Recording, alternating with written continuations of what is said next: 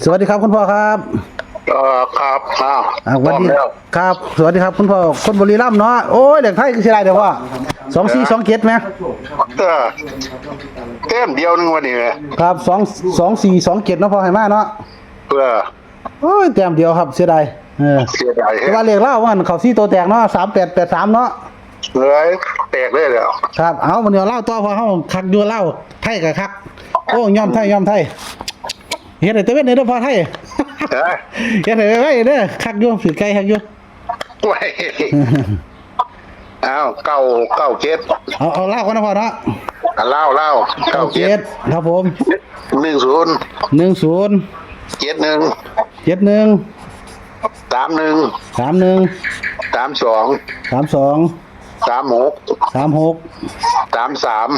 33 งวดนี้ฟันที่เลข3เนอะมัก3บ่พ่อ3ฟันเลข3เลยครับ4คู่เหรอฟันเลข3วง4คู่เนาะพ่อเนาะที่3บ่ได้เนาะฟันเลข3เลย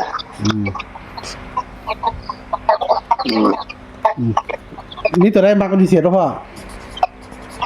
มักเบิดคู่โตเอาโดนเนาะครับ4คู่นี่มักเบิดคู่ตัวละ5 บาทดูเอา5 คูณ 5แต่ว่าหมู่นี่เอา10 คูณ 10แหละ4 ตัวแหละครับผมโอ้วันนี้หมอเข้านัดเด้อบ่นะเข้านัดพอใครเด้อเขาไปลากพ่อจากขี่โผเขาเอ็กซเรย์มื้อเขาว่าดีวัตถุอย่างดีแล้วว่าซั่นว่าโอ้สบายเนาะพ่อเนาะยินดีนำพ่อยินดีนำจังว่าโอ้ยผลบุญเด้อเนี่ยผลบุญแบ่งปัน FC แล้วเลยเซาไว้FC ไปชมมันนะครับอย่างกำลังใจคุณพ่อติดต่อมารวยมาเด้อนะครับเบอร์โทรก็0616737278ได้ดีไลน์51715555นะพ่อเนาะแต่ FC เพิ่นชมมันคงสิได้แบ่งปันน้ำใจเด้อพ่อเด้อค่อยเป็นค่อยไปเนาะเพราะว่าช่วงนี้ FC เพิ่นก็กำลังเริ่มติดตามนะครับคุณพ่อครับบ่มันมื้อคืนบ่มีคนได้นำเลยติบ่พ่อเขาซ้อมอยู่มันได้จังๆวันนะมันจะจังวันนี้เฮาโอ้ยเสียดายนะโอ้ยซื้อ